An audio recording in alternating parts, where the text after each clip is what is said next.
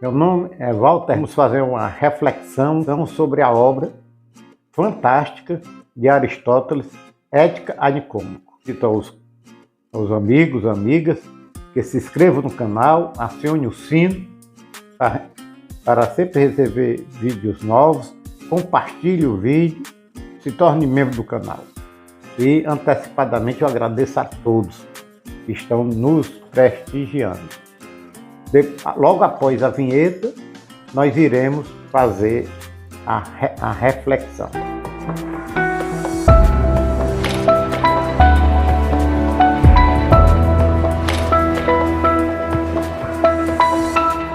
Aristóteles nasceu em Estagira, veio estudar com Platão na academia, onde ali ele passou 20 anos. Foi tutor de Alexandre o Grande, um gigante da filosofia. Se Platão é tido como Sócrates e Platão, vamos dizer assim, são tidos como os criadores da filosofia, Aristóteles com certeza foi o maior expoente, foi o gigante, e repercutiu de uma forma decisiva em toda a filosofia do Ocidente. Ele atuou nas mais diversas áreas do ensino. E esta obra, Ética a Nicômaco, é uma obra fantástica. Eu recomendo a toda e qualquer pessoa. Ela é de uma fácil leitura, é uma obra de um estilo de escrita lindo, maravilhoso, e ela traz um conteúdo fantástico. Primeiro, ela começa dizendo que o objetivo de qualquer pessoa é a busca do bem. O bem é o objetivo maior. Todo mundo busca o bem. E ele chama de bem, de uma forma ou outra, a felicidade. Ele diz que a felicidade é o objetivo de todos. Todos buscam, de uma forma ou outra, a felicidade.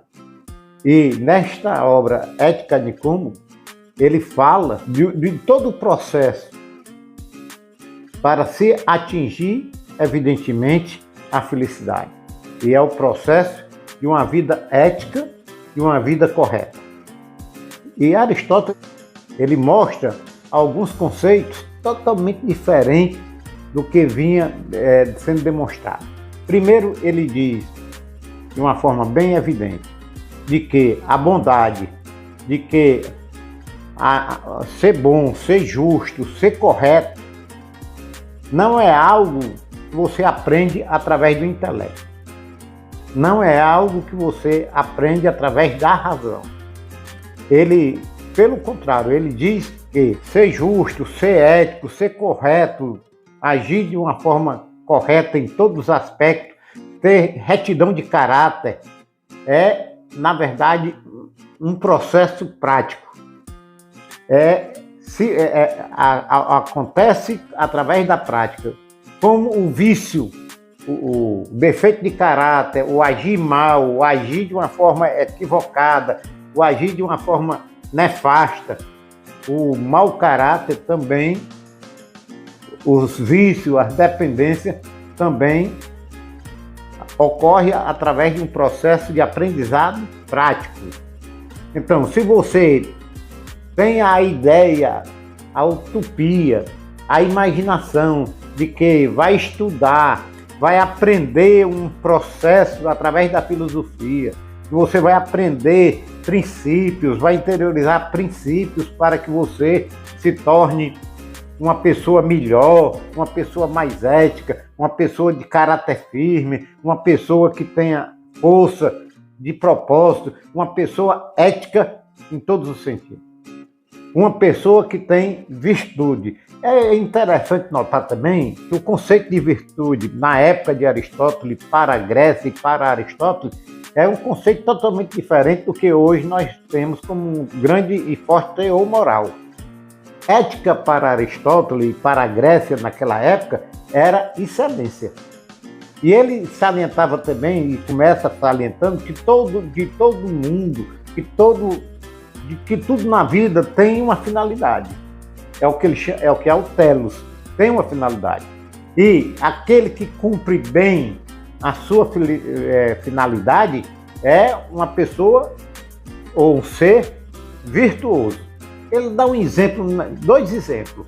Um olho que desempenha o papel de ver bem com correção.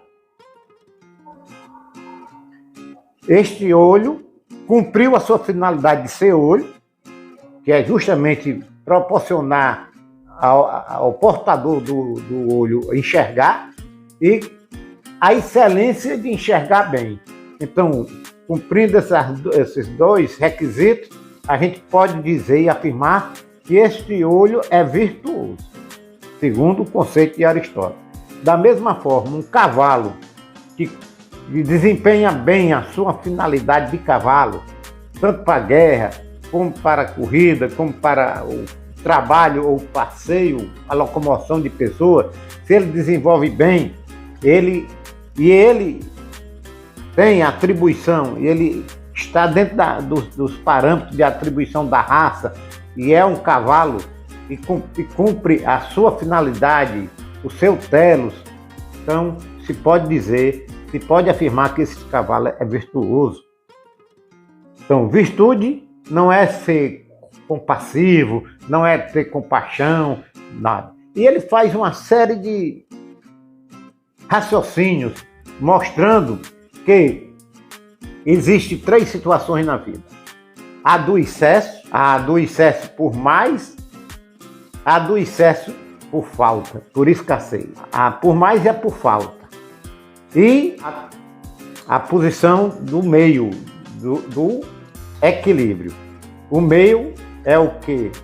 Tanto que tem a mesma condição, tanto para a escassez quanto para a sobra. Ele dá um exemplo. O 2 e o 10, o 2 representaria a escassez, o 10, o excesso. E ele pergunta o que estaria no meio para favorecer. Era o que tivesse a mesma medida, tanto para o mais quanto para o menos. E qual o número que estaria na mediania para Aristóteles? O 6. Por que o 6, Walter? Porque se você olhar o que falta para completar 6, do 2 ao 6, é o número 4. E o que falta para completar do 6 ao 10 é o número 4. A gente observa que ele tem o mesmo valor, 4 para... Então, isto significa que o 6 representa aí a mediania. E o Aristóteles, ele defende que tudo na vida tem esses três parâmetros: o excesso, a escassez e o meio. E nas virtudes, o ideal é se buscar o caminho, evidentemente, do meio. Ele diz que a virtude é o ponto de equilíbrio entre os dois vícios, o do excesso e o da escassez. Ele fala aqui do temerário. Temerário é um homem que não tem medo de nada. É um homem audacioso, que não mede chegada.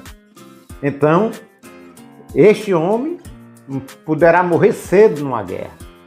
Irá com certeza morrer cedo numa guerra. Porque ele tem valentia em excesso. Valentias sobradas.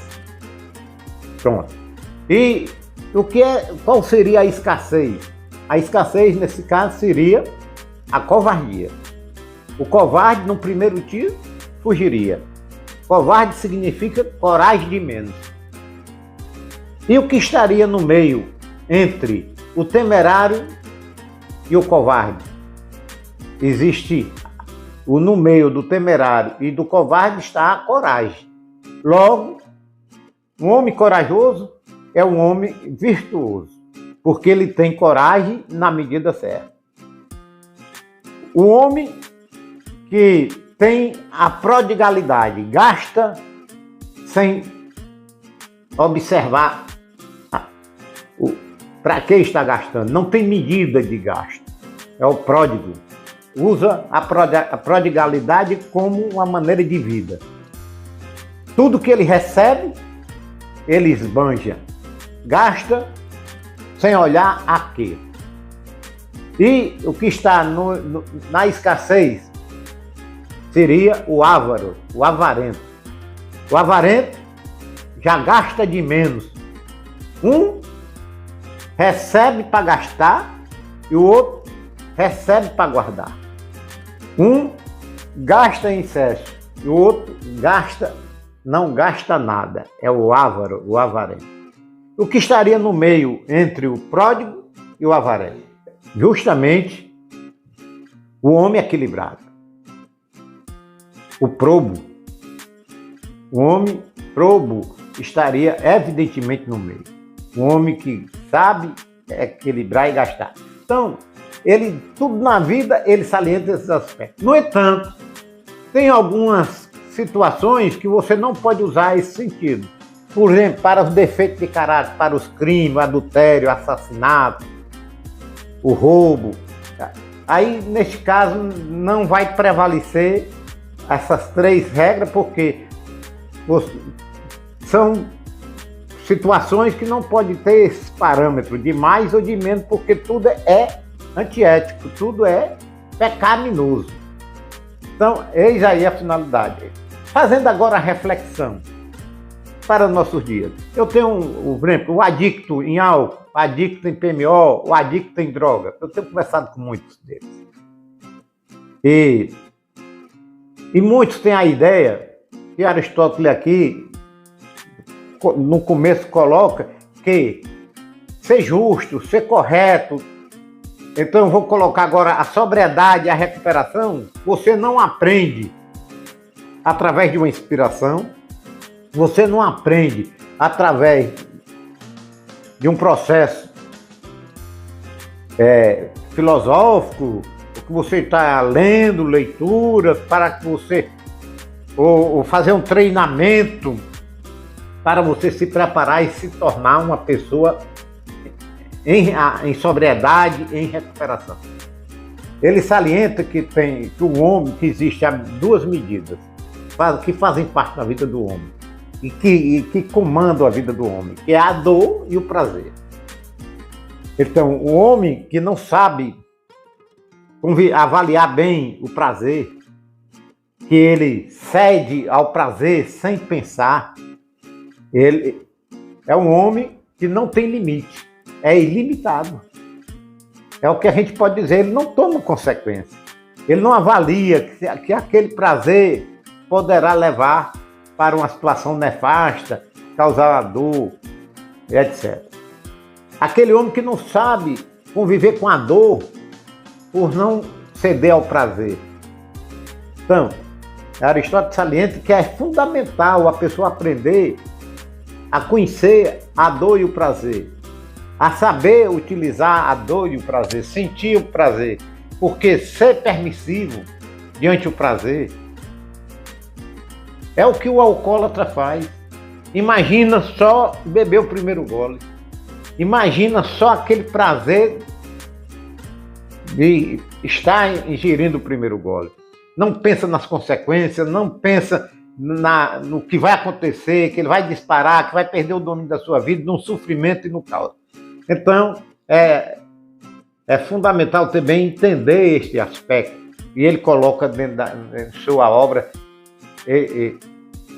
Então, estou aqui só pegando o início da obra, onde ele fala nesses aspectos. Então, ele falou na finalidade, ele falou na virtude, que é a excelência, falou nas 3 situações do excesso, da escassez e do meio. E agora você tem toda uma estrutura para você responder. Como é que eu posso ser um ético? Um homem equilibrado? Não um ser sem limite. É observar através da prática. Então, você não aprende a ficar sóbrio, você tem de praticar sobriedade. Você não aprende a ficar livre de PMO, se recuperar. Você tem de praticar a recuperação em PMO. É sutil, mas para mim é algo fantástico, é o que tem de novo. Que você não fica bom por contemplação, você não se torna um homem justo por ser um homem que tem muito conteúdo filosófico, que estuda, que está se preparando para um dia se tornar um homem justo de caráter reto. Nada disso acontece.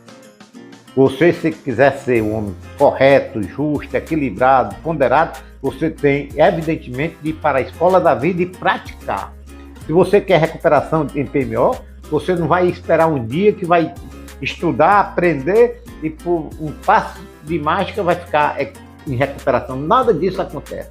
Você terá, evidentemente, de ir para a prática, praticar a sua recuperação. Errar, descobrir o erro e praticar, até que você adquira a excelência, que você adquira a condição do equilíbrio, não sair da luxúria, do prazer em excesso ou prazer em escassez. Você entrar para o caminho do meio, que é evidentemente o caminho do equilíbrio. Pense no que eu disse. Agradeço a todos pela